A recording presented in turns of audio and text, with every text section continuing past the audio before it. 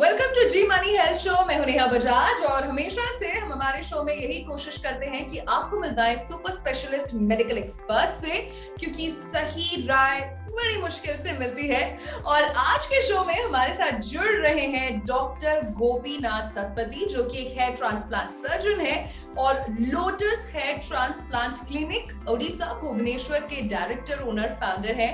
So doctor Gopinath, we welcome you to our show. Good evening madam. Hello hello.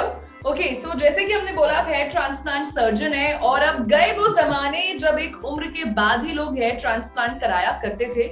आजकल बाल समय से पहले ही गिर जाते हैं और मन में बड़े डाउट्स हैं। तो मैंने भी किया गूगल और उसमें पढ़ा ये हेयर ट्रांसप्लांट क्या है। तो मैंने दो चीजें पढ़ी, एक FUE और FUT। तो आप हमारे व्यूअर्स को बताइए कि FUE और FUT क्या है और दोनों में क्या डिफरेंस है। मैं पहले FUT के बारे में आता हूँ। FUT में क्या होता है, आपका जो पेशेंट का जो है रिमूवल, आपका फॉलिकुलर वहाँ पे जहाँ पे एक प्याच है, पीछे से एक प्याच निकाला जाता है और आगे की तरफ उसको डालते हैं जी। वो FUT once upon a time ज्यादा से ज्यादा चलता था। लेकिन अभी क्या होता है, अभी FUE टेक्नोलॉजी आ गई है। FUE टेक्नोलॉजी क्या हुआ है, द इंडिविजुअल फॉलिकुलर यूनिट्स, जो इंडिविजुअल फॉलिकुलर यूनिट्स है आपका बैक से, वो आपका extracted dead from the scalp, वहां से आपका आएगा एक्सट्रैक्टेड फॉलिकुलर यूनिट्स, वो आगे लगेगा।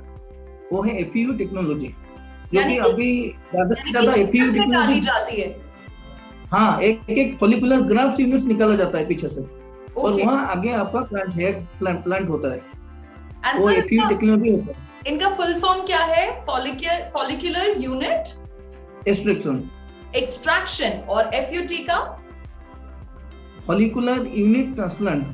ओके, सो फॉलिकुलर यूनिट एक्सट्रैक्शन और फॉलिकुलर यूनिट ट्रांसप्लांट, उसका डिफरेंस बताया कि एक में स्ट्रिप निकाली जाती है और एक में सिर्फ हेयर ग्राफ्ट्स डायरेक्टली निकाले जाते हैं।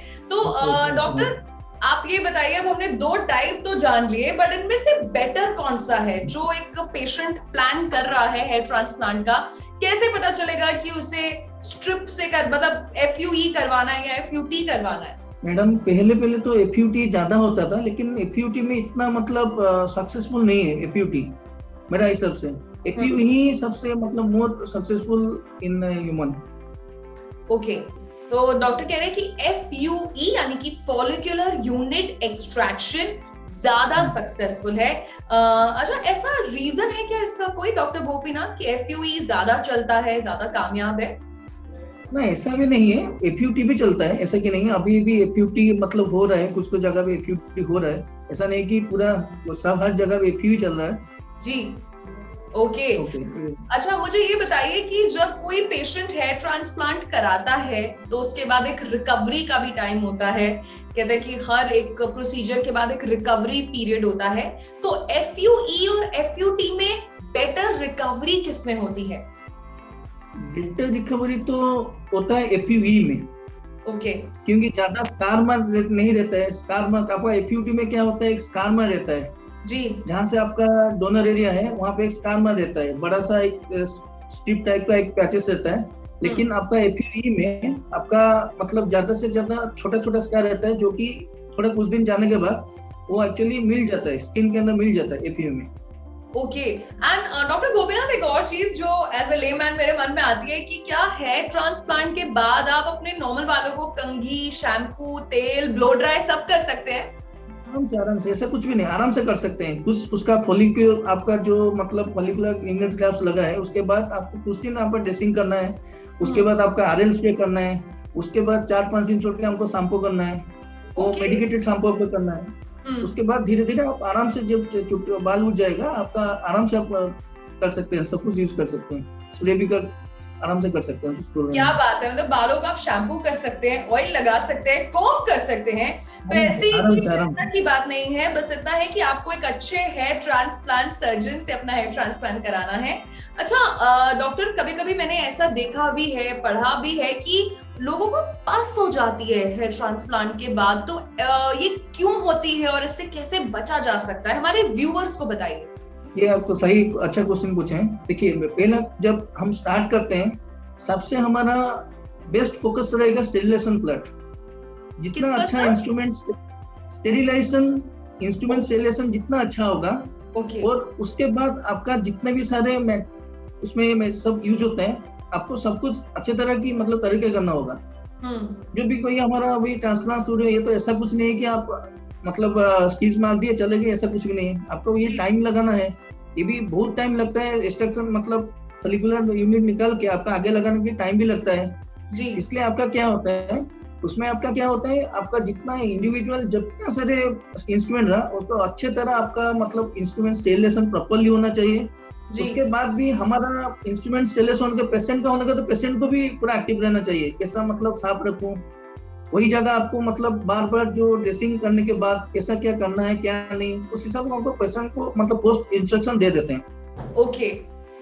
तो यहाँ पर डॉक्टर गोपीनाथ ने बड़ी अच्छी बात बताई है कि पेशेंट को भी एक्टिव रहना जरूरी है, और आप एक्टिव रहना जरूरी है, बिल्कुल अवेयर रहना जरूरी है, जागरूक रहना जरूरी है। आप किसी भी हेयर ट्रांसप्लांट क्लिनिक में जाते हैं तो मेक श्योर करिए कि स्टरलाइजेशन ऑफ द इक्विपमेंट्स हो, डॉक्टर की इंस्ट्रक्शंस को मानिए। अगर उसने किसी चीज को सर पे लगाने से मना किया है तो उससे मत लगाइए, और साथ साथ खुद भी आप जागरूक रहिए। बड़ा अच्छा पॉइंट आपने यहाँ कवर किया।